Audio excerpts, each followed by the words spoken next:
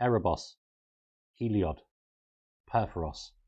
The gods were once again placed at our fingertips last year, but did any of them leave a lasting impression? As we asked the Candlekeep Discord server, what were your top 5 cards for Commander from Theros Beyond Death?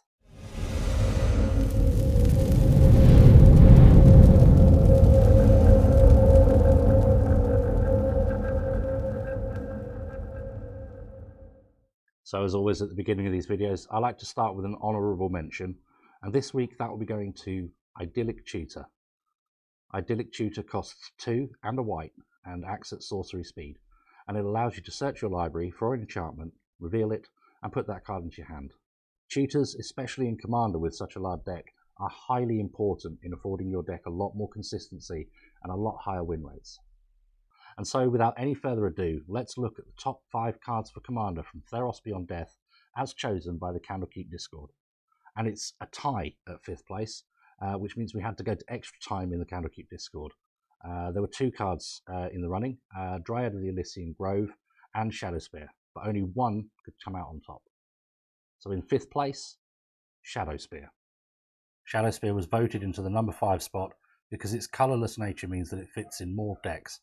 Couple that with its ability to pay 1 colourless and remove indestructible and hexproof from your opponent's permanents until the end of term, and this makes it a much more useful card in a wider variety of decks. In 4th place, Underworld Breach. Underworld Breach is a card that's been seeing a lot of play, especially in high tier decks. Pair this card up with something like a Lion's Eye Diamond and a Wheel of Fortune and watch as your opponent's libraries disappear to nothing. And the 3rd place spot goes to Nyxbloom Ancient. With a converted mana cost of 7, Nyxbloom Ancient might not seem like a competitive card, but it easily pays for itself, allowing you to tap your permanents, including lands, for 3 times as much of that mana instead. In 2nd place, and the only god to make it to this list, Heliod, the Sun-Crowned. Heliod makes this list because of its simple abilities that allow it to go infinite with a card like Walking Ballista. Pay 2 to give Walking Ballista lifelink. Then remove a +1/+1 counter from Walking Ballista to deal 1 damage to any target. At this point, Heliod will also trigger again. When you gain life, you'll put a +1/+1 counter back onto the Walking Ballista.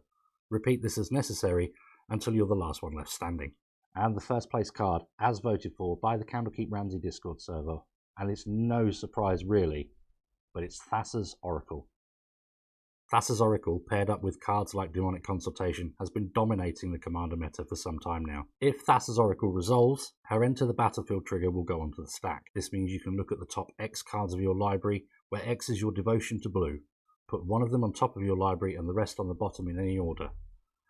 The important bit to remember though is that if X is greater than or equal to the number of cards in your library, you win the game. By using a card like Demonic Consultation in response to the Oracle's Enter the Battlefield ability, you can immediately remove your library from the game, a combination that has on many times demonstrated its ability to win before the first turn has even fully passed. And that's all there is for this week. Join us again next week as we take a look at the next set, Ikoria, Lair of Behemoths. And don't forget, if you want to take part in these surveys, you can follow the links in the description below that'll take you to the Candlekeep Ramsey Discord server, as well as a multitude of other social spaces. I'm Ian, this is Candlekeep, and this is where adventure begins.